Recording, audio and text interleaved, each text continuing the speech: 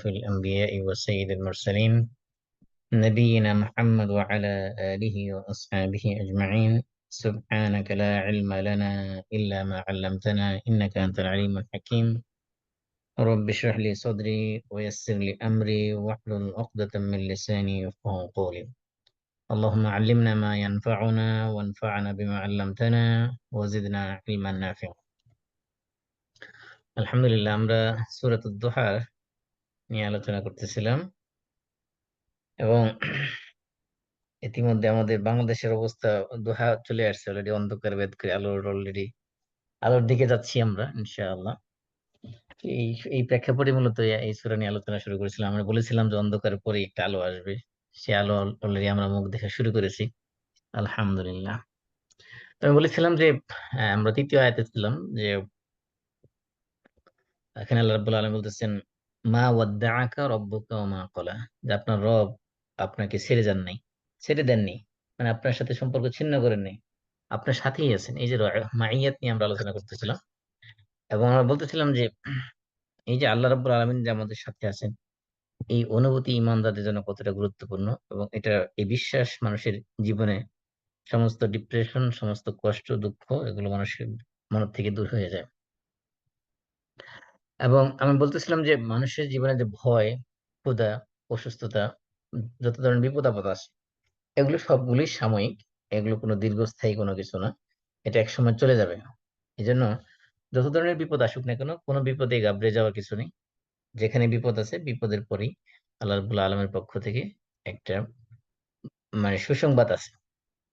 আবার যারা নিয়ামতের মধ্যে আছে, আল্লাহ রাব্বুল আলামিন অসংখ্য নিয়ামত দিয়ে দুনিয়াতে তাদেরকে রাখছেন, তাদের এই নিয়ামত পেয়ে একেবারে চিরসুখী মনে করার কোনো কারণ নেই। কারণ আল্লাহ রাব্বুল আলামিন যে কোনো সময় এই নিয়ামত দিয়েই, নিয়ামতের মাধ্যমে আল্লাহ তাআলা পরীক্ষা করতে পারেন। কাউ- কাউকে আল্লাহ কাউকে আল্লাহ সম্পদ না দিয়ে পরীক্ষা করেন, কাউকে আবার সম্পদ দিয়ে পরীক্ষা করেন। এই জন্য এই সম্পদ দেওয়ার পরে আল্লাহ রাব্বুল আলামিন যে কোনো সময় এই সম্পদ আবার ছিনিয়ে নিতে পারেন, এর মাধ্যমে আল্লাহ তাআলা পরীক্ষাও করতে পারেন।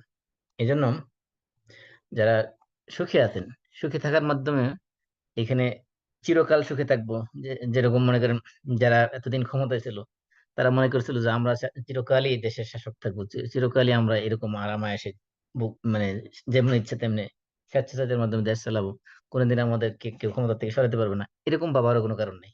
ঠিক আমরা একজন ইমানদার হিসেবে আমরা যে সচ্ছল জীবন যাপন করতেছি, আমাদের এই সচ্ছলতা সারা জীবন থাকবে এমনটা ভাবারও কোনো কারণ নেই। আল্লাহ রাব্বুল আলামিন যে কোনো সময় আমাদেরকে পরীক্ষা করতে পারেন। আমাদের এই এই জন্য আমাদের যদি বিপদ চলেও আসে, ইমানদারদের জীবনে বিপদ চলে আসলে হঠাৎ করে, তাহলে সেটাতেও সে ঘাবড়াবে না, কারণ সে আগের থেকে মেন্টালি প্রিপেয়ার থাকবে যে আল্লাহ যে কোনো সময় আমাকে এই সচ্ছলতার মধ্যে পরীক্ষা করতে পারেন। তারপর আমরা বলছিলাম মা ওয়াদ্দাআকা রব্বুকা। এই রব্বুকা এখানে এই যে এদাফত করা হয়েছে, এদাফত মানে মুদাফিলে, আপনার রব বা তোমার রব। এই যে আপনার রব আপনাকে ছেড়ে যান নাই, এই যে রবের সাথে সরাসরি কানেকশন দেওয়া, সম্পর্ক দেওয়া, এটা একটা মর্যাদার বিষয়, একটা সম্মানের বিষয়।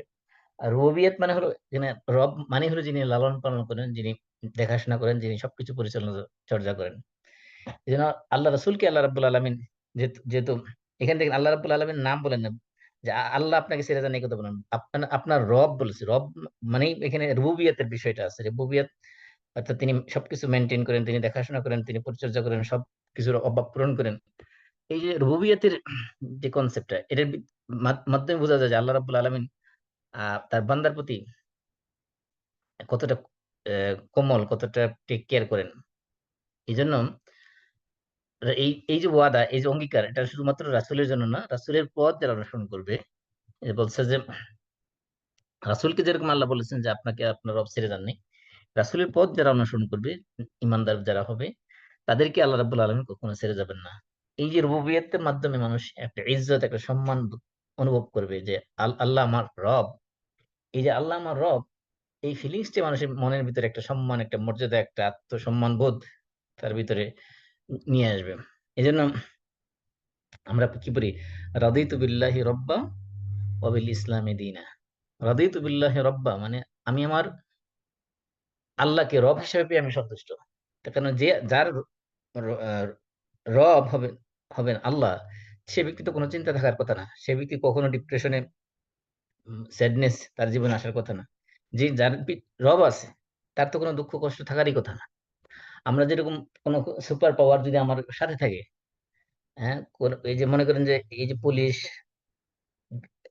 আইনজীবীরা এত বছর শত শত করাপশন করে আসছে, তাদের কোনো ভয় ছিল না অন্তরের মধ্যে। কারণ কি? তারা জানছে যে আমাদের সুপার পাওয়ার, দেশের সর্বোচ্চ ক্ষমতাধর যিনি আছেন তিনি আমাদের সাথে আছেন, আমাদেরকে প্রোটেকশন দিবেন।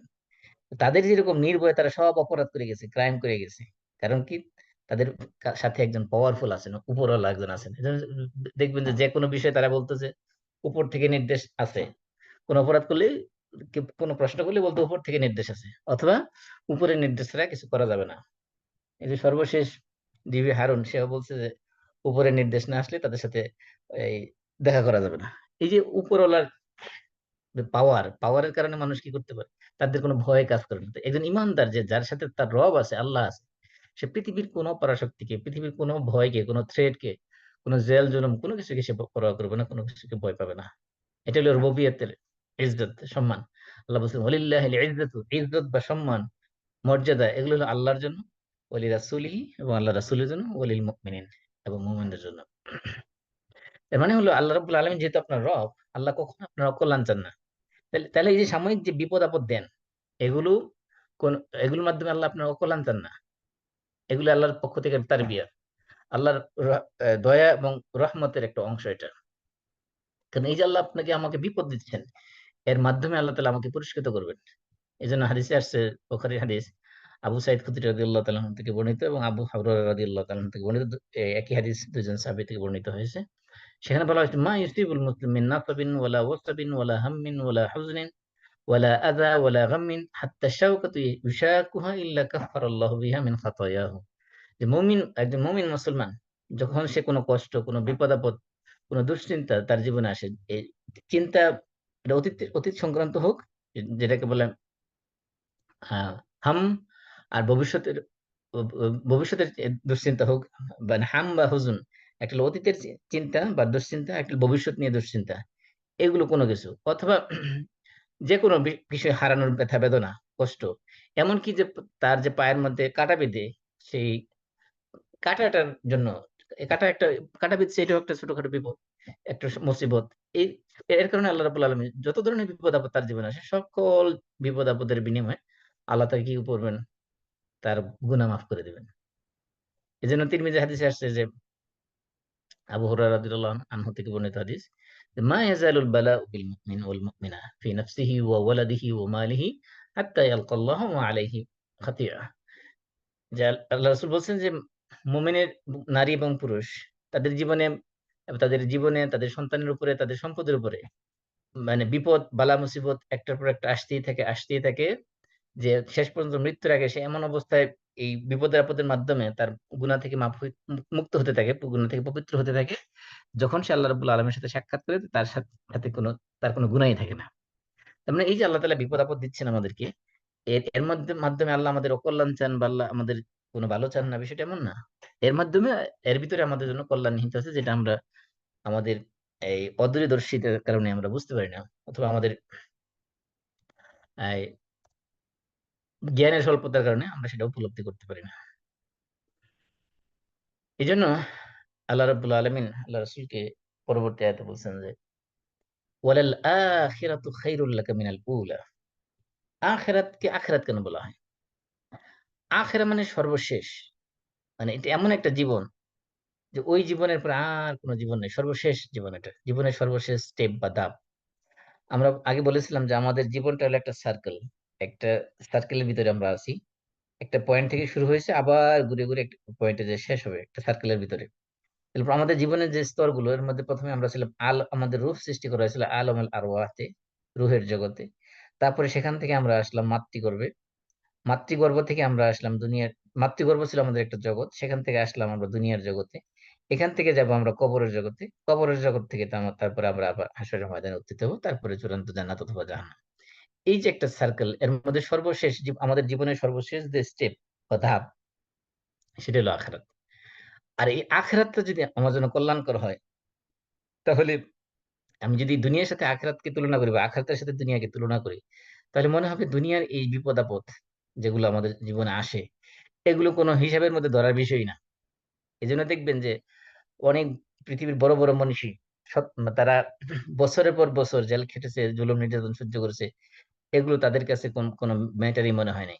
বরং সেখানে তারা মনে করছে যে এটা আল্লাহ রাব্বুল আলামিন আমাকে এখানে এই জেলখানার ভিতরে বন্দি করেছেন একটা নির্দিষ্ট সময়ের জন্য, নির্দিষ্ট সময় আল্লাহ রাব্বুল আলামিন ইবাদত করার তারা সুযোগ পেয়েছেন। এই যে আয়নাঘর থেকে যারা মুক্তি পেয়েছেন, খোঁজ নিয়ে দেখেন যাদের অধিকাংশই যে লাগাতার রোজা রেখেছে, তারা সব না নামাজ এবং রোজার মধ্যে তারা ছিল একটু দীর্ঘ সময় ব্যাপী। এটা আমাদের দিক দিক থেকে যদিও এটা আমরা মনে করি যে এটা অবশ্যই একটা অমানবিক নির্যাতন, অমানবিক কষ্ট তাদেরকে দেওয়া হয়েছে, কিন্তু আল্লাহ রাব্বুল আলামিন হয়তো এর মাধ্যমে তাদেরকে পরিশুদ্ধ করেছেন, এমন ভাবে পিওর করে দিয়েছেন যেটা আমরা হয়তো কল্পনা করতে পারি না। এবং এমনও হতে পারে যে আল্লাহ রাব্বুল আলামিন এই পরীক্ষার মাধ্যমে তাদেরকে নেতৃত্বের যোগ্যতা সম্পন্ন করে করে তুলেছেন। আপনারা যদি সূরা বাকারা পড়েন দেখবেন যে ইব্রাহিম আলাইহিস সালামকে বলা আছে ওয়া ইযিবতালা ইব্রাহিম রাব্বুহু বিকালিমাত। ইব্রাহিম আলাইহিস সালামকে আল্লাহ তাআলা যখন পরীক্ষা করেছেন, পরীক্ষা করার পরেই অনেকগুলো পরীক্ষায় যখন তিনি উত্তীর্ণ হয়েছেন, তারপরে আল্লাহ তাআলা বলছেন ইন্নী জাইলুকা লিন-নাসি ইমামা, আমি আপনাকে মানুষের জন্য ইমাম বানাবো, লিডার বানাবো, নেতা বানাবো।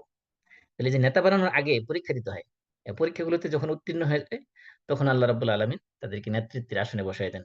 এমন হতে পারে যারা এই যে জুলুম নির্যাতনের শিকার হয়েছে, তাদেরকে আল্লাহ রাব্বুল আলামিন নেতৃত্বের জন্য চয়েস করেছেন। এটা আপনার বাস্তব চোখে দেখতে পারবেন। যেমন এই যে ডক্টর ইউনূস, তিনি কি ধরনের অমানবিক আচরণের শিকার হয়েছেন, যে সর্বশেষ ওনাকে এই এই যে সর্বশেষ কি সেতু বানানোর, পদ্মা সেতুতে পানিতে নিয়ে চুবানোর কথা বলা হয়েছে একজন সরকারি ঊর্ধ্বতন সর্বোচ্চ ব্যক্তির পক্ষ থেকে। এরকম এই ধরনের বক্তব্য বছরের পর বছর দিয়ে যাওয়া হচ্ছে, ওনার বিরুদ্ধে সব ধরনের প্রপাগান্ডা, সব ধরনের মিথ্যাচার করা হয়েছে, অথচ তাকে আল্লাহ তাআলা দেখেন দেশের সর্বোচ্চ মর্যাদা আসীন করেছেন। এমনকি এই যে মাত্র কিছুদিন আগে যে এই যে বৈষম্য বিরোধী ছাত্র আন্দোলন, যে ছাত্রটাকে মানসিক নির্যাতন করা হয়েছে, আপনারা দেখছেন ফেসবুকে তার ছবি, তার পুরো হাঁটুর পুরুত থেকে শুরু করে একবার হাঁটু পর্যন্ত এই পুরোটা অংশ কালো হয়ে গেছে, তার পিটাইতে পিটাইতে পিটাইতে। সেই লোককে এখন একটা মন্ত্রী মর্যাদা দিয়ে দেওয়া হয়েছে, মন্ত্রী পদ তাকে দিয়ে দেওয়া হয়েছে। এটা আল্লাহ রাব্বুল আলামিনের ফয়সালা, এটা আল্লাহর সুন্নত।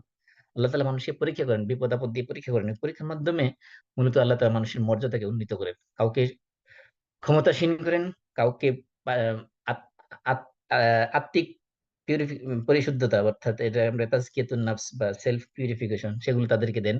কাউকে মর্যাদা দেন দুনিয়াতে, কাউকে মর্যাদা দেন আখেরাতে, কাউকে দুনিয়াতে ক্ষমতা দেন। এগুলো আল্লাহ রাব্বুল আলামিনের সুন্নাত। এই জন্য আখেরাতে যার জীবন সুন্দর হবে সর্বশেষ, তার এই দুনিয়ার যত বিপদ আপদ আছে এগুলো তার জন্য কোনো সহ্য করে তার জন্য কোনো ব্যাপারই না। এই জন্য এই দুনিয়ার জীবন হলো একটা সংকীর্ণ জীবন। দুনিয়ার জীবনের কঠোরতা, বিপদ আপদ, এগুলো আখেরাতের যে বিশালতা, আখেরাতের যে প্রশস্ততা, এগুলোর তুলনায় দুনিয়ার জীবনের এগুলো কিছুই না। আখেরাতের যে সুখ, সেই তুলনায় দুনিয়ার এগুলো কিছুই না। এই জন্য দুনিয়াতে যত নিয়ামত আছে সমস্ত নিয়ামতই অসম্পূর্ণ। কোন নিয়ামতই আপনাকে চিরকাল শান্তি শান্তি দিবে না। যেমন মনে করেন দুনিয়ার নিয়ামতের মধ্যে আমাদের সম্পদ, এই সম্পদ আমাদের সবসময় নিয়ামত নয়। সম্পদ কখনো কোনো সম্পদ হারিয়ে গেলে আমাদের কষ্টের কারণ হয়ে দাঁড়ায়। আমাদের সন্তান আমাদের জন্য নিয়ামত, এই সন্তান অনেক সময় আমাদের জন্য কষ্টের কারণ হয়ে দাঁড়ায়। আমাদের সুস্থতা আমাদের জন্য নিয়ামত, এই সুস্থতায় সবসময় টিকে থাকে না, একসময় আবার এই সুস্থতার পরে অসুস্থতা চলে আসে, যখন তখন আমাদের জন্য এই নিয়ামতটা স্থায়ী হয় না। দুনিয়া কোনো নিয়ামতই আপনি পারফেক্ট না, পরিপূর্ণ না। এই জন্য আখরাতের নিয়ামতের সাথে যদি দুনিয়ার নিয়ামতকে কম্পেয়ার করা হয়, তাহলে বোঝা যাবে যে দুনিয়ার এগুলো কোনো কিছুই না। এই জন্য হাদিসের মধ্যে আসছে, যে আমরা আগে আলোচনা করেছিলাম, যে সর্বশেষ যে ব্যক্তিকে জাহান্নাম থেকে বের করা হবে, এবং সর্বশেষ যে ব্যক্তিকে জান্নাতে প্রবেশ করানো হবে জাহান্নাম থেকে বের করার পরে, তার তাকে যে জান্নাত দেওয়া হবে সেই জান্নাতের পরিমাণ হবে এই দুনিয়ার, গোটা দুনিয়া 10 দুনিয়ার সমান। তো সেই হিসাব করলে যে দুনিয়াতে যে কষ্ট, যে ব্যথা বেদনা যেগুলো আমাদের জীবনে আসে, এগুলো কোনো কিছুই না। অথচ মানুষ দেখা যায় যে একটু কিছুতে কিছু না হলেই আত্মহত্যা করে ফেলে, কেউ নেশা করে ফেলে, কেউ মানে সুইসাইডের পথ বেছে নেয়। এটা তো কোনো সমাধান না, কারণ তার মানে হলো সে দুনিয়ার জীবনটাকে সে উপলব্ধি করে নাই, বুঝে নাই, এবং তার সামনে যে আখিরাতে যে অনন্ত জীবন রয়েছে সেই জীবনটাকে সে এখন বুঝতেই পারে না যে এটা কিরকম জীবন। দুনিয়ার জীবনের সাথে যদি আপনি শহীদদের মর্যাদা, সিদ্দিকদের মর্যাদা, অথবা যারা কুররা হবে, কারি যারা হবে, তাদেরকে তার মর্যাদার সাথে তুলনা করেন, তাহলে দেখবেন যে দুনিয়াটা আসলে কিছুই না। কারণ এই দুনিয়ার সাথে আখিরাত যদি আমরা তুলনা করি তাহলে আমরা কয়েকটা পয়েন্ট পেতে পারি। ১ নম্বর হলো যে আখিরাত হলো মানে সর্বশেষ জীবনের স্তর আমাদের। এরপরে শুধু আছে আমাদের জন্য হয় চিরস্থায়ী নিয়ামত অথবা চিরস্থায়ী আযাব। আরেকটা হলো যে দুনিয়ার তুলনায় আখিরাত বেশি, ওয়ালাল আখিরাতু খাইরুন, খাইর মানে কল্যাণকর, অধিক উত্তম। কল্যাণকর কেন? কারণ আখিরাতে পুরোটাই কল্যাণকর। যদি আমরা এই দুনিয়ার জীবনের থেকে আখিরাতের জন্য শস্যক্ষেত হিসেবে দুনিয়াটাকে আখিরাতের শস্যক্ষেত হিসেবে গ্রহণ করি এবং দুনিয়ার জীবনে বসে আখিরাতের জন্য উত্তম ঘর বাসস্থান তৈরি করি, তাহলে আখিরাতটা পুরোটাই আমাদের জন্য কল্যাণকর।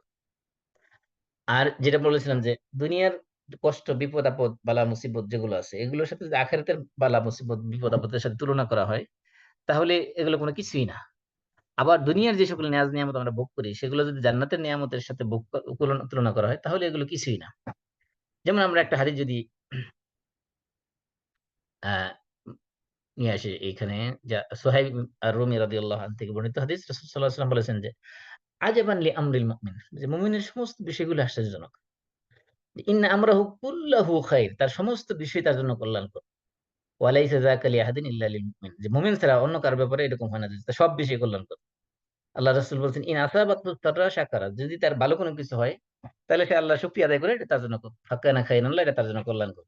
ওয়াইন আসাবাতহু দররা, যদি তার কোনো অকল্যাণকর কোনো কিছু আছে, বিপদ আপদ যখন তার জীবনে আসে, সবারা, তখন সে ধৈর্য ধারণ করে, ফাকানা খাইরান লাহ, তখন এটাও তার জন্য কল্যাণকর। কারণ এই সবরের কারণে সে কি পাবে? আল্লাহ রাব্বুল আলামিনের কাছ থেকে পুরস্কার পাবে। আর আল্লাহ তো মানুষকে পরীক্ষা করবেন। আল্লাহ তাআলা বলছেন ওয়ালা নাবলুওয়ান্নাকুম বিশাইইন মিনাল খাউফি ওয়াল জুই ওয়া নাকসিম মিনাল আমওয়ালি ওয়াল আনফুসি ওয়াস সামারাত। আল্লাহ বলছেন আমি তোমাদেরকে অবশ্যই অবশ্যই পরীক্ষা করব। কি দ্বারা? খাউফ, ভয় দিয়ে, বিশাইইন মিনাল খাউফ ওয়াল জু, এবং ক্ষুধা দিয়ে, অনাহারে রাখার মাধ্যমে তোমাদের পরীক্ষা করব। ওয়া নাকসিম মিনাল আমওয়াল, তোমাদের সম্পদ কমাই দিয়ে, সম্পদ ধ্বংস করার মাধ্যমে তোমাদের পরীক্ষা করব। ওয়াল আনফুস, এবং তোমাদের জীবন নাশের মাধ্যমে, কারো আত্মীয়-স্বজনের মৃত্যু দিয়ে তোমাদেরকে পরীক্ষা করব। এরপরে আল্লাহ বলছেন ওয়াল আনফুস ওয়াস সামারাত, এবং ফসলের ক্ষয়ক্ষতি দিয়ে তোমাদেরকে পরীক্ষা করবো। অনেক সময় দেখা যায় যে পুরা বছর যারা কৃষক তারা জানে যে দেখা গেলো এই বছর পুরা ফসলই ধানের মধ্যে এমন এক পোকা হয়েছে যে পুরা ফসলই নষ্ট হয়ে গেছে, কোনো ফসলই হয় নাই। এই যে পরীক্ষা, এগুলো সবগুলো আল্লাহর পক্ষ থেকে পরীক্ষা। এরপর আল্লাহ বলছেন অবশ্যই সাবিরিন, এরপরে আল্লাহ বলছেন যে ধৈর্যশীল যারা, এই সকল বিপদ আপদ পতিত হওয়ার পরে যারা ধৈর্য ধারণ করবে তাদেরকে আপনি কি করুন? সুসংবাদ দিন। সুসংবাদ কি? আল্লাহ বলছেন ইন্নামা ইউওয়াফাস সাবিরুনা আজরাহুম বিগাইরি হিসাব, যারা বিপদে ধৈর্য ধারণ করে আল্লাহ রাব্বুল আলামিন তাদেরকে ব্যয় হিসাবে পুরস্কার দিয়ে থাকেন, কোনো লিমিট নেই। সাধারণত এমনি যে কোনো ভালো কাজের পুরস্কার 10 থেকে শুরু হয় এবং সেটা 700 গুণ এবং তারপরে আরো মাল্টিপ্লাই করা হয়। কিন্তু আল্লাহ তাআলা বলছেন যারা ধৈর্য ধারণ করবে বিপদে তাদেরকে পুরস্কার দেওয়া হবে বিগাইরে হিসাব, মানে কোনো হিসাব ছাড়া, অগণিত, অসংখ্য। কতটা দিবেন আল্লাহ, একমাত্র আল্লাহ তাআলাই জানেন। আরেকটা জিনিস হলো যে এই দুনিয়ার বিপদ আপদ, এই যে আমাদের দৃষ্টিভঙ্গি পাল্টাইতে হবে। দৃষ্টিভঙ্গি যদি আমরা চেঞ্জ করি তাহলে দুনিয়ার পুরাটাই, যত বিপদ আপদ আছে সবগুলি মনে হবে এগুলো নিয়ামত। প্রথম কথা হলো যে আখিরাতের সাথে দুনিয়াকে কম্পেয়ার করতে হবে। আখিরাতের জীবনের সাথে দুনিয়া যদি কম্পেয়ার করে তাহলে দেখবো যে আমরা দুনিয়ার আমাদের যে জীবন, এই সংক্ষিপ্ত জীবন, 70-80 বছরের জীবন বা 100 বছরের জীবন, অথবা যেই সকল যে সময়টা আমরা দুনিয়ার মধ্যে কাটাই, এটা আখিরাতের তুলনায় কিছুই না। আর যদি নিয়ামত, দুনিয়ার নিয়ামত বা আখিরাতের নিয়ামতের সাথে তুলনা করি তাহলে তো আরো কথাই নেই। আল্লাহ রাসূল সাল্লাল্লাহু আলাইহি ওয়াসাল্লাম বলেছেন যে ইন্নাদ দুনিয়া লা তুসাবি ইনদাল্লাহি জানাহা বাউদা, হ্যাঁ, মশার ডানার তুলনা সমান। একটা মশার দানার যে দাম, একটা মশার দানার সমপরিমাণ গোটা দুনিয়ার মধ্যে যা কিছু আছে সবগুলোর দাম আল্লাহর কাছে মশার দানার সমপরিমাণ নয়। তাহলে দুনিয়াটার দাম কত? আমাদের কাছে যা কিছু আছে, সারা পৃথিবীতে, গোটা পৃথিবীতে যা কিছু আছে, এই সব কিছু যদি একত্র করা হয়, সবকিছুর দাম আল্লাহ রাব্বুল আলামিনের কাছে একটা মশার দানার সমপরিমাণ না। একটা মশার দানা কি কেউ কোনোদিন পয়সা দিয়ে কিনবে? কখনো কিনবে না। তার মানে তাহলে এই যে আমরা এই দুনিয়া নিয়ে এত ব্যস্ত হয়ে পড়েছি, তার মানে আমরা আখিরাতের মূল্যায়ন করতে পারতেছি না। এই কারণে আমাদের দুনিয়াতে ছোটখাটো বিপদ আসলে আমরা ঘাবড়ে যাই, হতাশ হয়ে পড়ি। আল্লাহ রাসূল সাল্লাল্লাহু আলাইহি ওয়াসাল্লাম বলেছেন যে আমার উম্মতের বয়স হলো, আমার উম্মতি মা বাইনা সিত্তিন ওয়া সাবঈন, আমার উম্মতের বয়স হলো 60 থেকে 70 বছরের মধ্যে।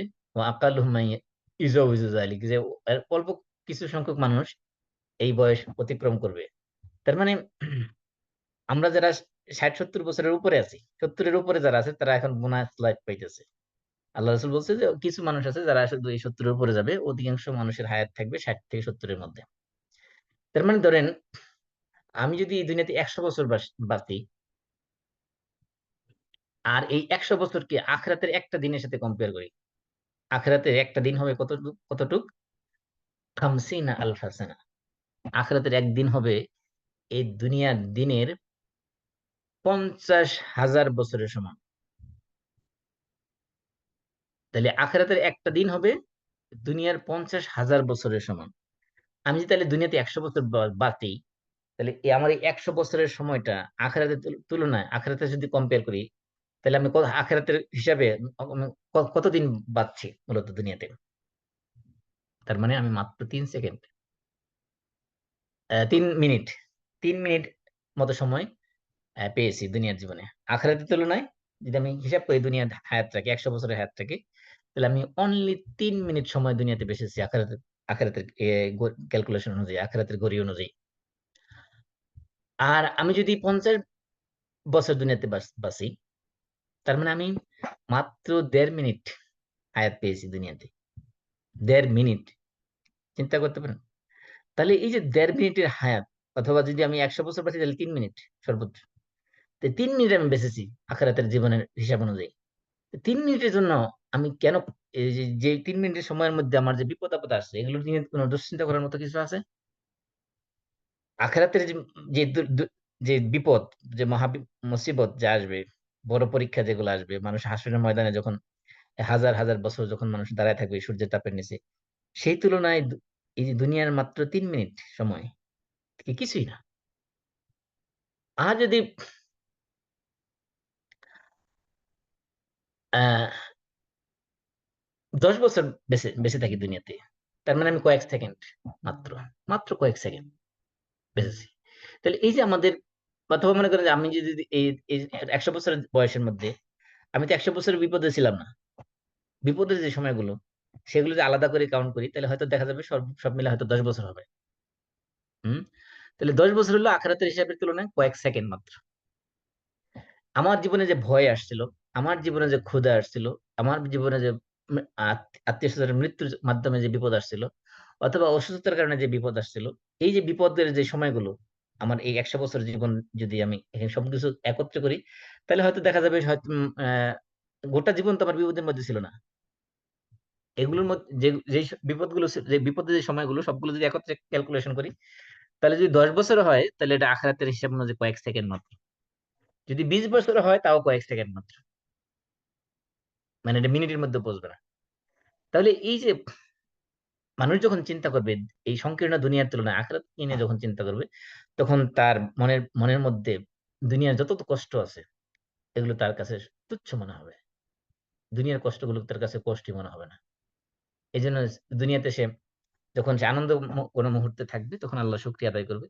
আর বিপদ আপদ যখন আসবে, তখন সে ধৈর্য ধারণ করবে। সে বিপদে ঘাবড়ে যাবে না, বিপদে সুইসাইড করতে যাবে না, বিপদে সে নেশাগ্রস্ত হয়ে পড়বে না, বিপদে সে মাতাল হবে না। এগুলোকে পরকালে পুরস্কার পাওয়ার জন্য সে ধৈর্য ধারণ করবে।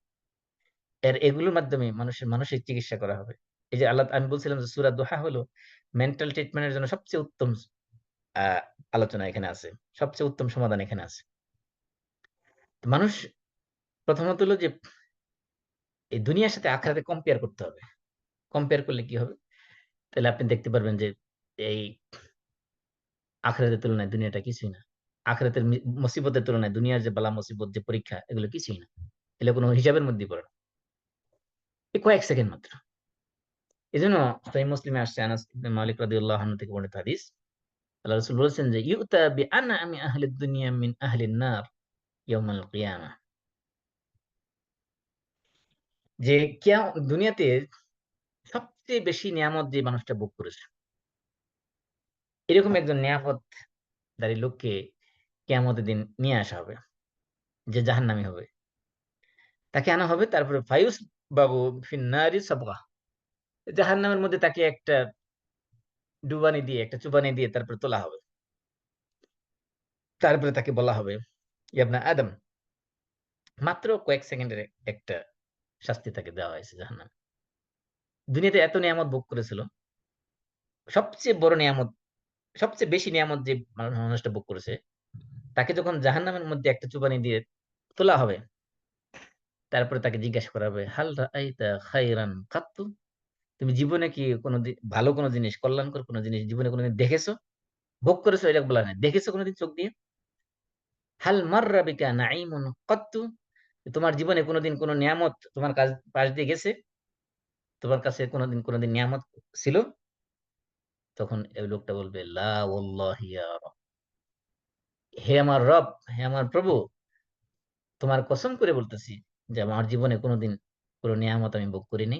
আমার জীবনে কোনদিন কোন ভালো কোন জিনিস আমার নিজের চোখেই দেখিনি। অথচ দুনিয়ার মধ্যে সে ছিল সবচেয়ে বেশি ভোগ- নিয়ামত এবং ভোগ বিলাসের মধ্যে মত্ত ছিল। ওই লোকটা শুধুমাত্র 1 সেকেন্ডের জন্য, 1 মুহূর্তের জন্য জাহান্নামের মধ্যে একটা চুপ দিলেই সে দুনিয়ার সমস্ত নিয়ামত ভুলে যাবে। মনে করবে যে এর চেয়ে বড় শাস্তি আর হতে পারে না। এর চেয়ে মানে সে দুনিয়া যত নিয়ামত ভোগ করেছিল সমস্ত নিয়ামতকে ভুলে যাবে। বলবে, আমার জীবনে আমি নিয়ামত বলতে কোনো কিছু পাই নাই। ভালো বলতে কোনো জিনিস জীবনে চোখে দেখিনি।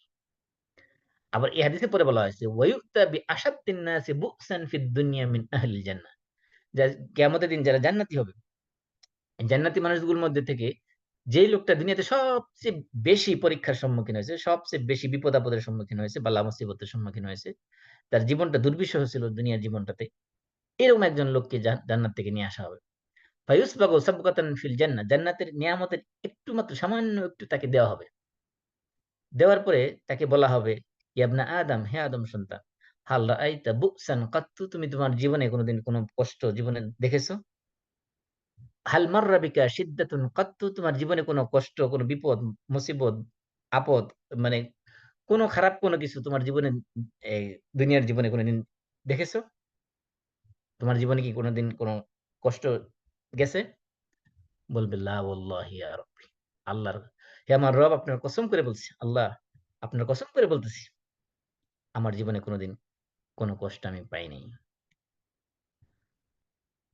মা মাররা বিবুসুন কাত্ত ওয়ালা রাআইতু শিদ্দাতান কাত্ত। আমার জীবনে কোনো কষ্ট, কোনো বিপদ কখনো আমার জীবনে যায় নাই। তার মানে এই যে দুনিয়াতে সবচেয়ে বেশি কষ্ট করা মানুষটা, সে যখন জান্নাতের মধ্যে একটা মুহূর্তের জন্য নিয়ামত ভোগ করবে, তার দুনিয়ার সমস্ত কষ্ট সে 1 সেকেন্ড, মানে 1 মুহূর্তের মধ্যে সে ভুলে যাবে। মনে করবে যে জীবনে তার জীবনে কোনো কষ্ট বলতে কোনো কিছু ছিল না। তার মানে বুঝতে বুঝতে পারতেছেন যে একটা মাত্র মুহূর্তে যে ব্যক্তি জান এই জান্নাতের নিয়ামত ভোগ করবে, সে দুনিয়ার সমস্ত নিয়ামত ভুলে যাবে। আবার ঠিক তেমনিভাবে 1 মুহূর্তে যে ব্যক্তি জাহান্নামের আযাব স্বাদ নিবে, সে দুনিয়ার সমস্ত নিয়ামতকে সে ভুলে যাবে। সে মনে করবে যে জীবনে কোনদিন কোন নিয়ামত আমি ভোগই করিনি। আবার যে ব্যক্তি জান্নাতের এক মুহূর্তের নিয়ামত ভোগ করবে, সে দুনিয়ার সমস্ত কষ্ট 1 মুহূর্তের সেকেন্ডের জন্য সে ভুলে যাবে। মনে করবে যে জীবনে কোনদিন কষ্ট বলতে কিছুই ছিল না। এজন্য যারা দুনিয়ার সাথে আখিরাতকে কম্পেয়ার করবে, তাদের জীবনে কখনো সুইসাইড করার মেন্টালিটি থাকবে না। যত বড় বিপদে সে আসুক না কেন তার জীবনে, সে কখনো সুইসাইড করা বা নিজের জীবনকে ধ্বংস করে ফেলা বা বিপদে হতাশা হয়ে যাওয়া, এগুলো তার জীবনে কখনো, হতাশাগ্রস্ত হওয়া, ডিপ্রেশনে ভোগা, এগুলো সে কখনো কল্পনা করবে না। কারণ একজন মুমিন, সে কখনো এরকম বিপদে সে দুশ্চিন্তাগ্রস্ত হয় না, বরং তার দৃষ্টিকে সে চেঞ্জ করে ফেলে। তার এই বিপদকে সে নিয়ামতের মধ্যে পরিণত করে ফেলে। কারণ এই বিপদের মধ্যে ধৈর্য ধারণ করার মাধ্যমে এই বিপদটা তার নিয়ামতে পরিণত হয়ে যায়। আল্লাহ বলছেন, ওয়ালা তাহিনু ওয়ালা তাহজানু ওয়া আনতুমুল আ'লাউনা ইন কুনতুম মুমিনিন। তোমরা দুশ্চিন্তা করো না, তোমরা কষ্ট পেও না, তোমরা মনোবল হইও না। আর তোমরাই বিজয়ী লাভ করবে যদি তোমরা মুমিন হয়ে থাকো। আর এই দুনিয়ার যে বিপদ-আপদ, বালা মুসিবত, এগুলোকে বলা হয়েছে মাছ। মাছ মানে স্পর্শ, সামান্য একটু টাচ লাগার মতো। এই যে আল্লাহ বলছেন, ইন ইয়ামসাসকুম কারহুন ফাকাদ মাসসাল কওমা কারহুম মিসলুহু। যে তোমাদের যদি এই কষ্ট স্পর্শ করে থাকে, তাহলে তোমাদের অ অতি যে ওর অন্যান্য জাতি যারা, অথবা যে জাতি তোমাদের বিরুদ্ধে শত্রুতা করছে, তাদেরও তো একসময় কষ্ট স্পর্শ করেছিল। তাহলে এখানে বিপদটাকে বলা হয়েছে স্পর্শ, একটা টাচের মতো। এই যে বিপদটা আসে, এটা একটা সাময়িক, একটা ক্ষণস্থায়ী, একটা অল্প মুহূর্তের জন্য। কিন্তু আল্লাহ তাআলা এই বিপদে যারা ধৈর্য ধারণ করবে, বিপদ এবং আখিরাত নিয়ে যারা কম্পেয়ার করবে, ধৈর্য ধারণ করবে বিপদের মধ্যে, আল্লাহ রাব্বুল আলামিন তাদেরকে বিশাল পুরস্কারে পুরস্কৃত করবেন। এইজন্য এই যে বলছি যে এই মেথডটা, এটা মানসিক চিকিৎসার জন্য সাইকোলজিক্যাল ট্রিটমেন্টের জন্য খুবই কার্যকরী। কারণ কি? কারণ মানুষের এটা নেচার, মানুষের একটা ফিতরত। মানুষকে যদি কোনো ছোট একটা কিছু জিনিস নেওয়ার বিনিময়ে তাকে বড় জিনিসের অফার দেওয়া হয়, তাহলে সেই ছোট জিনিসটা ছেড়ে দেওয়ার কারণে সে কখনো কষ্ট পাবে না। মনে করেন যে আপনার কাছে একটা বাটন মোবাইল আছে, ধরেন 2000 সালের। এখন কেউ যদি আপনার অফার দেয় যে এই মোবাইলটা যদি আপনি আমার সামনে ভেঙে ফেলেন, তাহলে আপনাকে একটা একেবারে ব্র্যান্ড নিউ নতুন এই আইফোন দেওয়া হবে, একটা লেটেস্ট আইফোন দেওয়া হবে। তাহলে আপনি ওই ফোনটা ভাঙতে একটু দ্বিধা করবেন না। মনে করবেন যে এই ভাঙ্গাচোরা মোবাইল, এটা ঠিক মতো আওয়াজও শোনা যায় না, এটা 1 ঘন্টার বেশি চার্জও থাকে না, এটা রাইখা লাভটা কি, দিয়ে ফেলা। তার মানে এই যে আপনি একটা জিনিস ধ্বংস করে ফেলতেছেন, পরবর্তী চিন্তা করতেছেন না। কারণ কি? কারণ আপনি এর চেয়ে বড় একটা কিছু পাইতেছেন। আমি জাস্ট একটা উদাহরণ দিলাম। তো মানুষ আখিরাতের যে বিনিময়, যে পুরস্কার আল্লাহ রাব্বুল আলামিন তাকে দিবে এই বিপদের কারণে, এই মুসিবতের কারণে, এবং এই বিপদ আপদে ধৈর্য ধরার কারণে, সেগুলো যদি সে একবার একবার কম্পেয়ার করে দুনিয়ার বিপদের সাথে, তাহলে তার কাছে দুনিয়ার বিপদগুলো তার কাছে কোনো বিপদই মনে হবে না। মনে হবে যে এগুলো তার জন্য পুরস্কার। এজন্য মানুষ যদি জান্নাত সম্পর্কে জানতো এবং জাহান্নাম সম্পর্কে জানতো সঠিকভাবে, তাহলে এই দুনিয়ার কোনো বিপদ আপদই তার কাছে বিপদ আপদ মনে হতো না। এজন্য আমাদের এই যাদের মেন্টাল সমস্যা আছে, মানসিক সমস্যা আছে, বা বিশেষ করে যারা ডিপ্রেশনে ভোগে, তাদের জন্য উচিত হলো যে জান্নাতের বর্ণনা সমূহ, জান্নাতের যে সকল বৈশিষ্ট্য, জান্নাতের যে সকল নাজ নেয়ামতের কথা কোরআন এবং হাদিসের মধ্যে আসছে, সেগুলো স্টাডি করা। এবং জাহান্নামের মধ্যে যে জাহান্নামের যে বর্ণনা কোরআন এবং হাদিসে আসছে, এবং জাহান্নামীদেরকে যে সকল খাবার, যে সকল শাস্তি আল্লাহ রাব্বুল আলামিন প্রস্তুত করে রেখেছেন, যে সকল পানীয় তাদের জন্য প্রস্তুত করে রেখেছেন, সেগুলোর বর্ণনা যদি সে স্টাডি করে, তাহলে দুনিয়ার কোনো বিপদই তার কাছে বিপদ মনে হবে না। এজন্য কিয়ামতের যে ভয়াবহ পরিস্থিতি, বিশেষ করে হিসাব নেওয়ার ক্ষেত্রে হাশরের ময়দানের অবস্থা, এবং বিভিন্ন যে ভয়ংকর যে পরিস্থিতির সম্মুখীন মানুষ হবে, সেগুলো যদি কেউ চিন্তা করে, সেগুলোর সাথে কম্পেয়ার যখন করবে দুনিয়ার বিপদকে, কিছুই মনে হবে না। এজন্য আল্লাহ রাসূল সাল্লাল্লাহু আলাইহি ওয়াসাল্লাম বলছেন, বুখারীর হাদিস, আয়েশা রাদিয়াল্লাহু আনহা থেকে বর্ণিত হাদিসে আসছে যে, তুহশারুনা হুফাতান উরাতান গুরলা, যে তোমাদের হাসর হবে এমন অবস্থায় যে তোমাদের পা থাকবে খালি, পায়ের মধ্যে স্যান্ডেল থাকবে না, তোমাদের গায়ের মধ্যে কোনো পোশাক থাকবে না। গুরলা মানে তোমাদের খৎনাবিহীন অবস্থায় তোমাদেরকে, অর্থাৎ মানুষ যেভাবে ভূমিষ্ঠ হয়েছে মাতৃগর্ভ থেকে, ওই অবস্থায় তাদেরকে হাসরের ময়দানে তোলা হবে। তখন আয়েশা রাদিয়াল্লাহু আনহা বলছেন যে, কুলতু ইয়া রাসূলুল্লাহ আর রিজালু ওয়ান নিসা ইয়ানজুরুনা বা'দুহুম ইলা বা'দ, যে নারী পুরুষ সবাই একজন আরেকজনের দিকে তাকাবে, এটা কিভাবে সম্ভব? উলঙ্গ অবস্থায় মানুষ হাসরের ময়দানে উঠবে, আবার একজন আরেকজনের দিকে তাকাবে, নারী পুরুষ সবাই একসাথে থাকবে, এটা কিভাবে সম্ভব? লজ্জার বিষয়। তখন আল্লাহ রাসূল বলছেন, আল আমরু আশাদ্দু মিন আইয়ুহিম্মাহুম যাক, যে এমন কিয়ামতের ভয়াবহতা এত ব্যাপক, এত বিশাল, এত ডেঞ্জারাস, এত সিভিয়ার হবে যে মানুষ কেউ কারো দিকে তাকানোর মতো অনুভূতি সেখানে কাজ করবে না, সেই ফিলিংস তাদের মধ্যে কাজ করবে না, সেই নিয়ে ভাবার মতো সময় তাদের থাকবে না। প্রত্যেকেই যা যা ইয়া নাফসি করতে থাকবে। এই জন্য আল্লাহ রাব্বুল আলামিন বলছেন, ইয়া আইয়ুহান নাস, সূরা হজ্জের মধ্যে আল্লাহ বলছেন, ইয়া আইয়ুহান নাস, হে মানব মণ্ডলী, ইত্তাকু রাব্বাকুম, তোমাদের রবকে ভয় করো, তোমাদের রবের তাকওয়া অবলম্বন করো।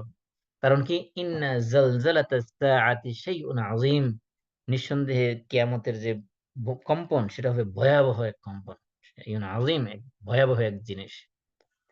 এবং বলা হচ্ছে ইয়াউমা তারাউনহা, যেদিন তোমরা এই কিয়ামতের যে মহাপ্রলয়, মহাকম্পন তোমরা দেখতে পাবে, সেদিন কি হবে? তাযহালু কুল্লু মুরদিআতিন আম্মা আরদাআত, যে দুগ্ধদায়িনী মাতা, ফস্টারিং মাদার, তার দুধ পানকারী শিশুকে সে ভুলে যাবে। মা তার দুগ্ধদানকারী মা তার দুগ্ধ পানকারী শিশুকে ভুলে যাবে সেদিন, ভয়াবহতার কারণে। ওয়াতাদাউ কুল্লু যাতি হামলিন হামলাহা, এমন টেনশন, এমন মানসিক কষ্ট, যাতনা তাদের মনের মধ্যে, ভয় তাদের ভিতরে কাজ করবে, যে যার কারণে কি হবে? কুল্লু জাতি হামলিন হামলা, ওয়াতাদাউ কুল্লু জাতি হামলিন হামলা, প্রত্যেক প্রেগন্যান্ট নারী তার গর্ভপাত হয়ে যাবে, গর্ভে সন্তান ভূমিষ্ঠ হয়ে যাবে এই ভয়ের চোটে, সে বিভৎসতা দেখে। এবং আল্লাহ তাআলা বলছেন, ওয়াতারান নাসা সুকারা, তোমরা মানুষগুলো এমন ভাবে বিক্ষিপ্ত ছোটাছুটি করতে থাকবে, মানুষ দেখলে মনে হবে সব পাগল হয়ে গেছে, সব মাতাল হয়ে গেছে, মেন্টাল, সব নেশাগ্রস্ত, অ্যাডিক্টেড, সব মানে ড্রাগ অ্যাডিক্টেড, একেবারে ড্রাঙ্ক মনে হবে। সুকারা মানে ড্রাঙ্ক। ওমা হুম বিসুকারা, আল্লাহ বলতেছেন না, আসলে তারা ড্রাঙ্ক নয়, তারা মাতাল নয়, তারা নেশাগ্রস্ত নয়। তাহলে এমন অবস্থা কেন তাদের হচ্ছে? আল্লাহ বলছেন ওয়ালাকিন্না আযাবাল্লাহি শাদীদ, কারণ আল্লাহ রাব্বুল আলামিনের আযাব অত্যন্ত কঠোর, অত্যন্ত ভয়াবহ। এই যে দেখেন, দুনিয়ার জীবনের যে ভূমিকম্পগুলো হয়, মনে করেন 7 বা 8 রিক্টার স্কেলে যে ভূমিকম্পগুলো হয়, ওই সময় দেখেন মানুষ যখন ছুটাছুটি করে, তখন মানুষের কি অবস্থায়, কেউ কারো দিকে তাকানোর সময় আছে?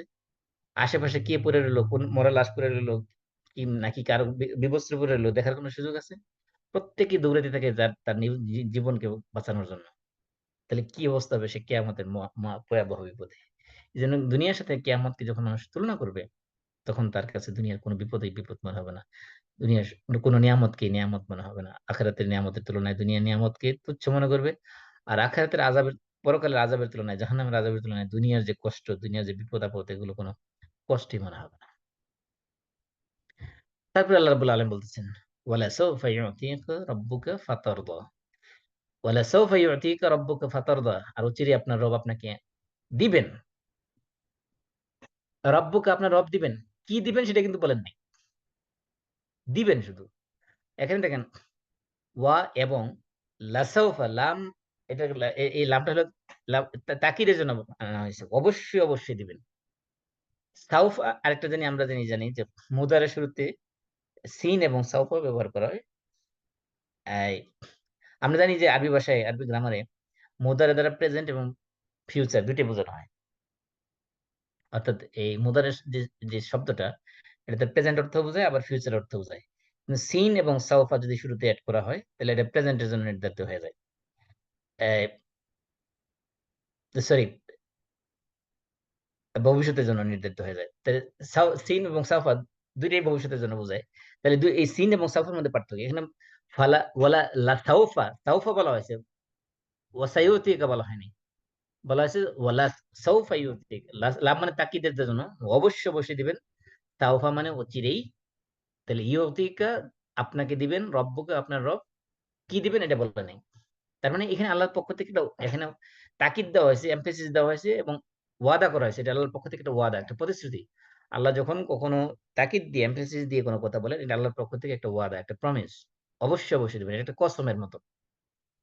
তার মানে এই যে সিন এবং সাউফা, এই দুইটাকেই, এই দুইটা আরবি ভাষায় ব্যবহার করা হয় তাহাক্কুকুল ওকু। এই জন্য তাহাক্কুকুল ওকু মানে এটা অবশ্যই অবশ্যই হবেই হবেই, এ ব্যাপারে কোনো সন্দেহ নেই।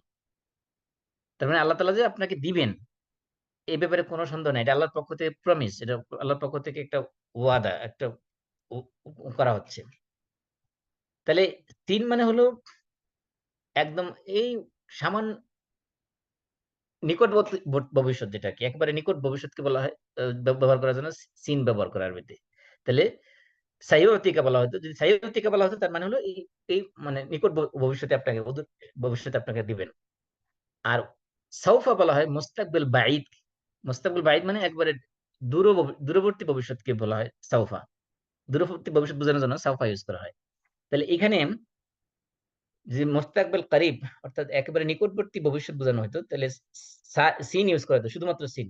সাইয়্যতিকা বলা হতো, তাহলে সাইয়্যতিকা বলা হয়নি, সাউফা ইউতিকা বলা হয়েছে। তার মানে এটাতে বোঝানো হচ্ছে যে এই যে দূরবর্তী ভবিষ্যৎ বোঝানো হয়েছে, তার মানে হলো দিতেই থাকবেন, দিতেই থাকবেন। কারণ এটা তো যেহেতু ভবিষ্যৎ এবং দূরবর্তী, তার মানে এই যে এখন থেকে দেওয়া শুরু হবে, সামনে শুধু দিতেই থাকবেন, দিতেই থাকবেন, দিতেই থাকবেন। কি দিবেন একমাত্র আল্লাহ জানেন।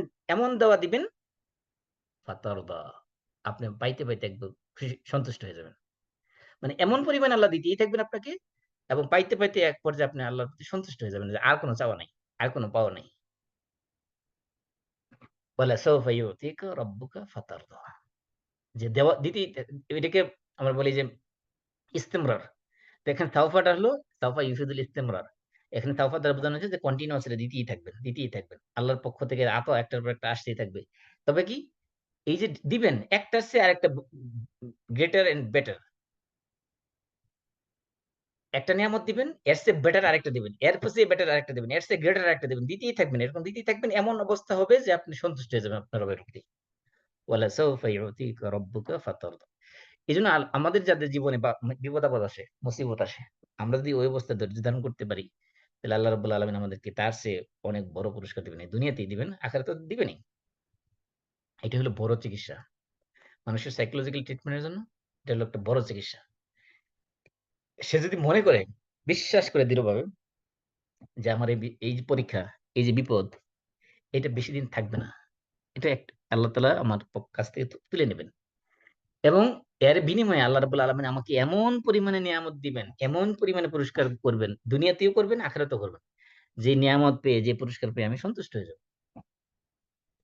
ফালা সাই উম ফাতারদা, নিয়ামত একটার পর একটা দিতেই থাকবেন এমন অবস্থায় যে এই নিয়ামত পাইতে, পাইতে আমি আমি আল্লাহর প্রতি সন্তুষ্ট হয়ে যাব। এগুলো হলো, আমি বলছিলাম যে ডিপ্রেশনের জন্য উত্তম চিকিৎসা।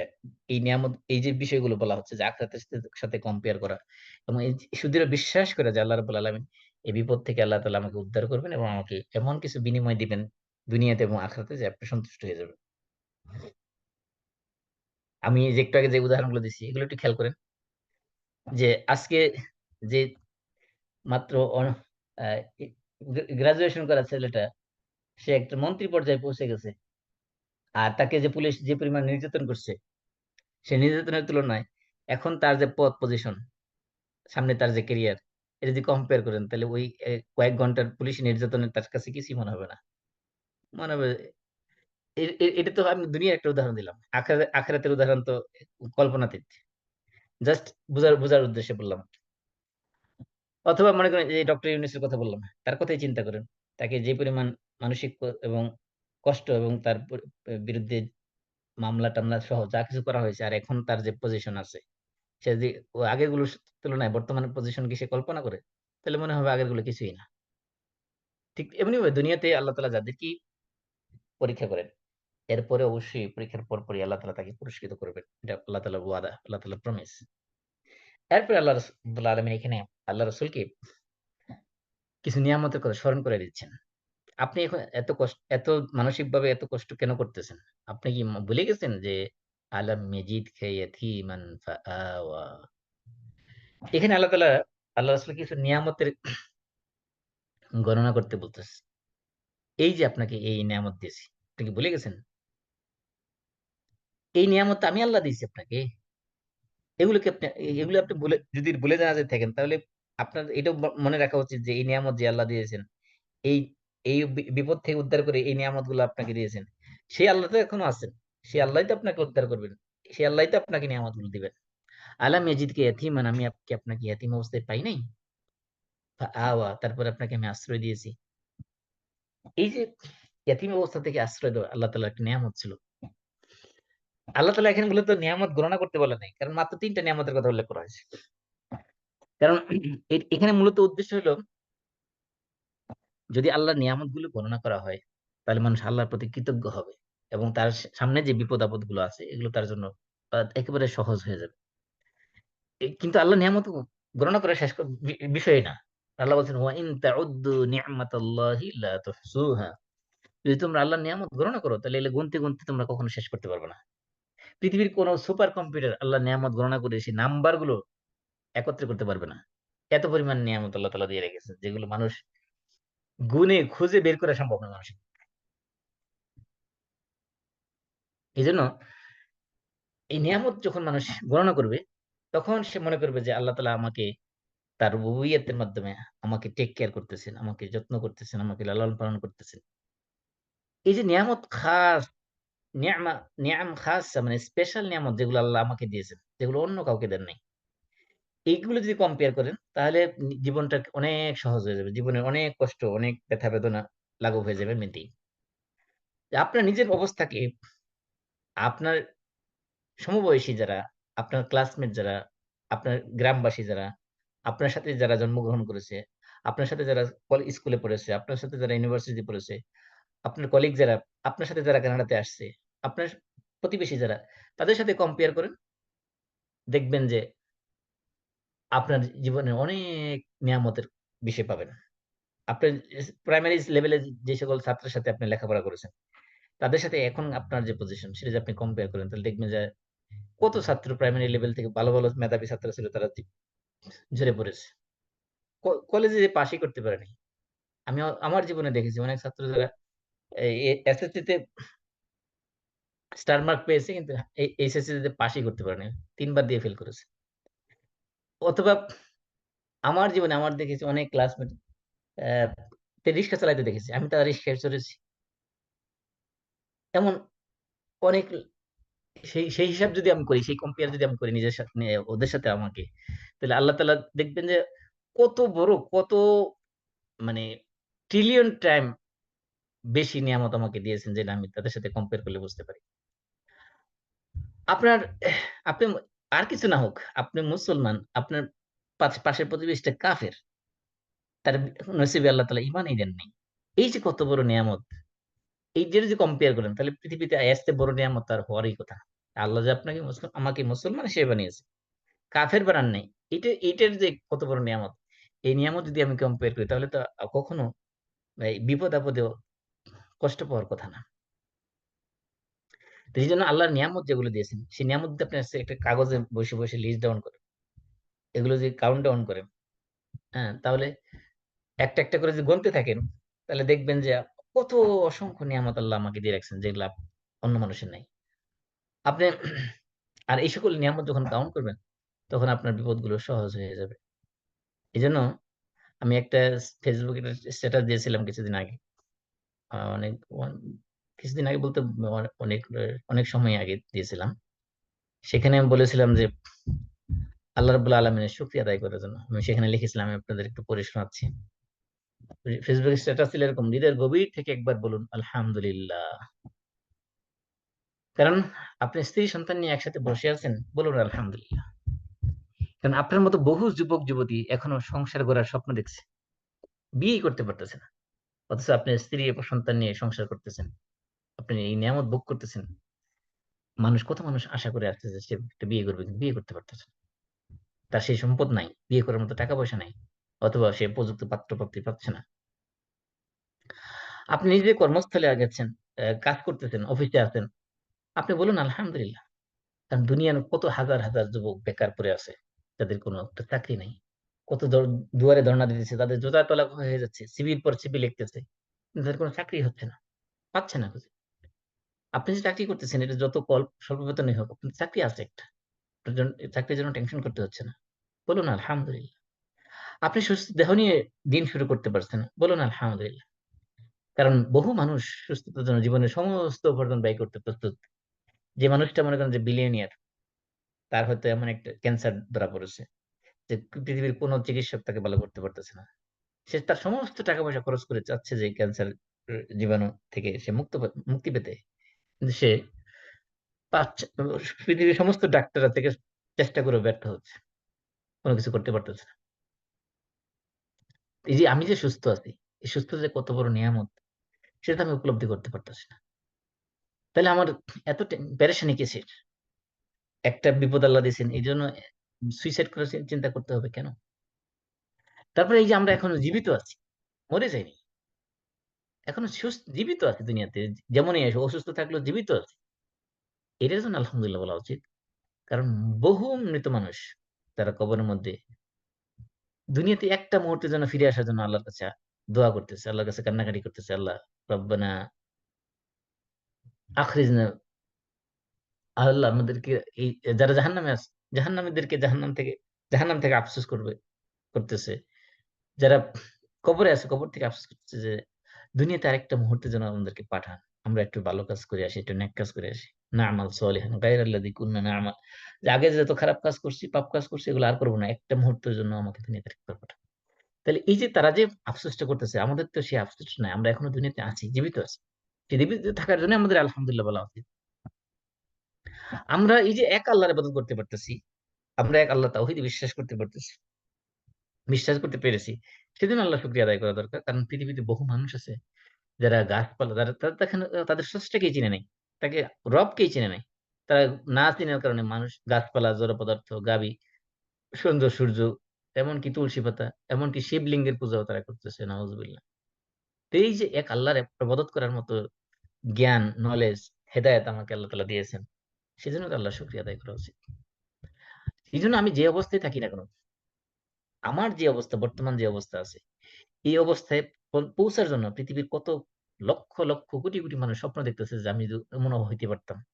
এই যে গত কিছুদিন আগে আমার এক ফ্রেন্ড মালয়েশিয়া থেকে সে মেসেজ দিয়েছে। মেসেজের মধ্যে এটাই ফুটে উঠেছে যে আমাকে আল্লাহ তাআলা অনেক মর্যাদা দিয়েছেন, এই সেই অনেক কিছু। যাই হোক, আমি যেটা বলতে চাচ্ছি যে আমাদেরকে আল্লাহ তাআলা এখন যেই মুহূর্তে যেই পজিশনে যে রাখছেন, পৃথিবীতে অনেক লক্ষ লক্ষ কোটি কোটি মানুষ আছে যারা আমার আপনার এই পজিশনে পৌঁছার জন্য তারা স্বপ্ন দেখতেছে। তারা কল্পনা করতে পারে না যে তারা এই পজিশনে পৌঁছতে পারবে।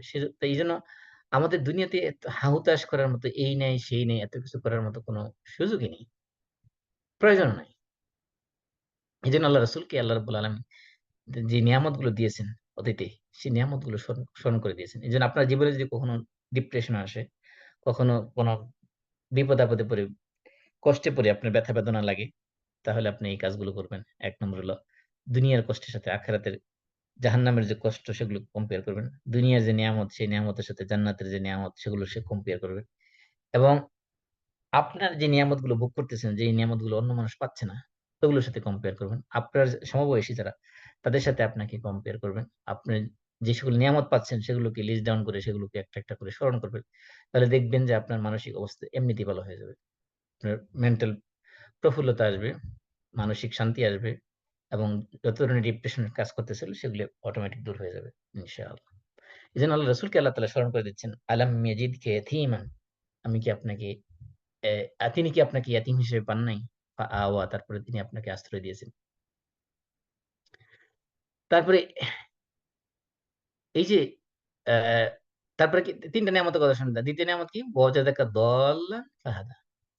আপনাকে পেয়েছেন এমন একটা অবস্থা যে আপনার কোন নলেজ ছিল না। কোরআনের সম্পর্কে জানতেন না, শরিয়ত সম্পর্কে জানতেন না, দ্বীন সম্পর্কে আপনি জানতেন না। আপনাকে দ্বীনের নলেজ আল্লাহ তাআলা আপনাকে দিয়েছেন। আপনাকে এই ইসলামিক শরিয়ার নলেজ আপনাকে আল্লাহ তাআলা দিয়েছেন। এখানে হেদায়েত দেওয়ার মানে হলো জ্ঞানের পথে আপনাকে পরিচালিত করেছেন। জ্ঞানের নলেজ আপনাকে দিয়েছেন। কোরআনের নলেজ দিয়েছেন, ইমানের নলেজ দিয়েছেন। আর আপনাকে কোরআন শিখিয়ে দিয়েছেন। আল্লাহ আপনাকে ইমানের পথে হেদায়েত দিয়েছেন। ইসলামের শরীয়তের বিধি-বিধান আপনাকে শিখিয়ে দিয়েছেন। এগুলো সম্পর্কে আপনি নবুয়ত পাওয়ার আগে আপনারা জানতেন না। তারপরে এমনকি আল্লাহ বলছেন, "ওমা কুনতা তাতলু মিন ক্বাবলিহি মিন কিতাব।" আপনি এগুলো ইতিপূর্বে কোন কিতাব থেকে তেলাওয়াত করেন নাই। আল্লাহ বলছেন, "মা কুনতা তাদরি মাল কিতাব ওয়ালাল ঈমান।" আপনি কিতাব মানে কোরআন সম্পর্কে আপনি জানতেন না। ঈমান সম্পর্কে আপনি জানতেন না। ওয়ালাকিন জাআলনাহু নূরান নাহদি বিহি মান নাশাউ মিন ইবাদিনা। এই কোরআনকে আমি বানিয়েছি একটা নূর, একটা লাইট, যার মাধ্যমে আমি যাকে ইচ্ছা তাকে হেদায়েত দান করে থাকি আমার বান্দাদের মধ্য থেকে। তারপরে বলছেন, "ওয়াজাদাকা আইলান ফাআগনা।" আপনাকে আমি অভাবী হিসেবে পেয়েছি।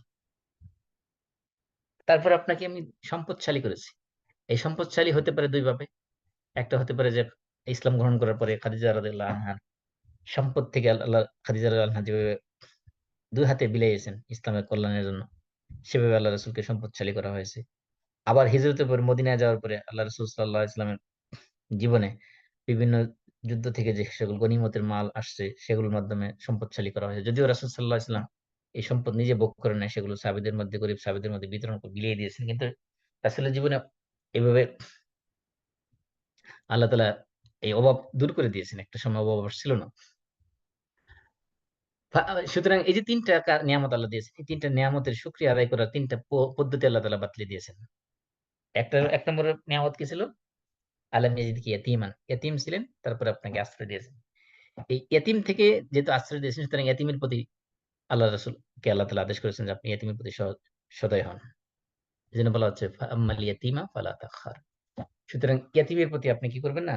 কাহার করবেন না। কাহার মানে হলো তাকে তুচ্ছ করা, তাকে হেনস্থা করা, তাকে অপমানিত করা, লাঞ্ছিত করা, আ তার উপরে প্রভাব বিস্তার করা, তার অধিকার ছিনিয়ে নেওয়া, এসবগুলোর অর্থ এর ভিতরে আছে। মানে কাহার শব্দের মানেই হলো যে কারো উপরে কর্তৃত্ব করা, কারো উপরে উম কাউকে নিজে প্রভাবশালী হওয়ার কারণে কাউকে লাঞ্ছিত, অপমানিত করা। এই ২ টা অর্থই এখানে আছে। তার মানে আপনি যেহেতু আল্লাহ তাআলা আপনাকে ইয়াতীম অবস্থা থেকে আশ্রয় দিয়েছেন, সুতরাং আপনি ওই নিয়ামতের শুকরিয়া হিসেবে আপনি কি করুন? আপনি ইয়াতীমকে কখনো ধমক দিবেন না, ইয়াতীমকে কষ্ট দিবেন না, ইয়াতীমকে লাঞ্ছিত, অপমানিত করবেন না, ইয়াতীমের হক আপনি কখনো মেরে দিবেন না। এই, এই যে ইয়াতীমের প্রতি সদয় হওয়া, এটা আরেকটা সাইকোলজিক্যাল ট্রিটমেন্ট। কারণ মানুষ যখন জীবনে কোনদিন বিপদে থাকে, ওই বিপদে তখন সে ওই বিপদটা যে কত বড় বিপদ ছিল তার জীবনে গেছে সেটা সে উপলব্ধি করতে পারে। এই জন্য ওই সেম বিপদের মানুষ যখন সে আবার দেখে তখন তার মনের মধ্যে সিম্পথি জাগে অটোমেটিক। এই যে এতিমের প্রতি সদয় হওয়া, এটা কোরআনের মধ্যে আল্লাহ রাব্বুল আলামিন 23 বার বিভিন্ন ভাবে এতিমের প্রতি সদয় হওয়ার প্রতি আল্লাহ তাআলা আদেশ করেছেন। আল্লাহ তাআলা যেখানে বলেছেন ওয়া'বুদুল্লাহ ওয়া লা তুশরিকু বিহি শাইআ ওয়া বিল ওয়ালিদাইনি ইহসানা ওয়া বিযিল কুরবা, যে আল্লাহ তাআলা যে সকল ইবাদতের পরে আল্লাহর সাথে শিরক না করার পরে যে সকল যাদের প্রতি ইহসান করতে বলা হয়েছে তাদের মধ্যে প্রথমেই ছিল পিতামাতা, দ্বিতীয় হলো নিকটাত্মীয়, ৩ নম্বরে হলো এতিম। এতিমদের প্রতি সদয় হওয়ার প্রতি আল্লাহ তাআলা আদেশ করেছেন। তাহলে আমরা এখানে রাসূলকে যে ৩টা নিয়ামত দেওয়া হয়েছে, এই নিয়ামত ৩টা আলোচনা করেছি। বাকি আছে যে এই নিয়ামতের শুকরিয়া আদায় করার জন্য রাসূলকে রাসূলেরকে কি করণীয় জিনিস? একটা হলো যে আম্মাল ইয়াতিম ফালা তাকহার, ইয়াতিমকে অ্যা ইয়াতিমের প্রতি অবিচার, জুলুম করা, ইয়াতিমকে কষ্ট দেওয়া, ইয়াতিমকে এই ইয়াতিম নিয়ে আমরা বিস্তারিত আলোচনা করব যে এখানে ইয়াতিমের আ প্রতি জুলুম করতে বা ইয়াতিমকে শাসাইতে, এতিমকে গলা ধাক্কা দিতে নিষেধ করা হয়েছে। এমনকি সূরা মাউনের মধ্যে আছে আরাআইতাল্লাযী ইউকাযযিবু বিদ্দীন, যে যারা ফাযালিকাল্লাযী ইয়াদউল ইয়াতীম, যারা এতিমকে গলা ধাক্কা দেয় তাদেরকে বলা হয়েছে যে ইউকাযযিবু বিদ্দীন, তারা পরকালকে অস্বীকার করে, আখিরাতকে অস্বীকার করে শামিল বলা হয়েছে। এজন্য এই ইয়াতিমের সাথে সচেতনের সাথে এই যে সাইকোলজিক্যাল ট্রিটমেন্ট, ডিপ্রেশনের ট্রিটমেন্ট কিভাবে হবে সেটা আমরা নিয়ে আলোচনা করবো ইনশাআল্লাহ। তারপরে দ্বিতীয়ত হলো আমাসা ইলা ফালা তানহার, যারা ভিক্ষুক, যারা অথবা যারা সাইল, আমি বলছিলাম সাইলের ২ টা অর্থ। একটা হলো দ্বীনি বিষয়ে জানতে চাওয়া, আম তাদেরকে ধমকে না, তাড়াইয়া না দেওয়া, অথবা দুনিয়াবি কোনো সম্পদ চাওয়া, অর্থাৎ যদি কেউ কোনো ভিক্ষুক হাত পাতে তাদেরকে তাড়িয়ে না দেওয়া। আর ৩ নম্বর হলো আম্মা বিনিআমাতি রাব্বিকা ফাহাদ্দিস, আল্লাহর নিয়ামতকে শুকরিয়া, নিয়ামতের আ বর্ণনা করা। এই বর্ণনা কিভাবে হতে পারে? বর্ণনা ৩ ভাবে হতে পারে। একটা হলো জবানের মাধ্যমে, একটা হলো অন্তরের মাধ্যমে, আরেকটা হলো বাহ্যিক বহিঃপ্রকাশের মাধ্যমে। এগুলো প্রত্যেকটা নিয়ে ডিটেইলস আলোচনা করার দরকার আছে। সেজন্য ইনশাআল্লাহ এগুলো নিয়ে আমরা আগামী সপ্তাহে আলোচনা করব। ১ নম্বর হলো যে ইয়াতীমের সাথে আচরণ, এটা নিয়ে। ২ নম্বরে যে প্রশ্ন করে প্রশ্নকর্তার সাথে, প্রশ্নকারীর সাথে আচরণ। ৩ নম্বর হলো যে আল্লাহ নিয়ামত যেগুলো দিয়েছেন সেই নিয়ামতের বর্ণনা আমরা কিভাবে করব? সেগুলো নিয়ে বিস্তারিত আলোচনা করব ইনশাআল্লাহ। তো আমাদের যেহেতু সময় শেষ, আমরা এখানে শেষ করে দিচ্ছি। আমরা কাফারাতুল মাজলিস পড়ি। সুবহানাকাল্লাহুম্মা ওয়া বিহামদিক আশহাদু আল লা ইলাহা ইল্লা আনতা আস্তাগফিরুকা ওয়া আতুবু ইলাইক। আসসালামু আলাইকুম ওয়া রাহমাতুল্লাহি ওয়া বারাকাতুহু। ওয়ালাইকুম আসসালাম।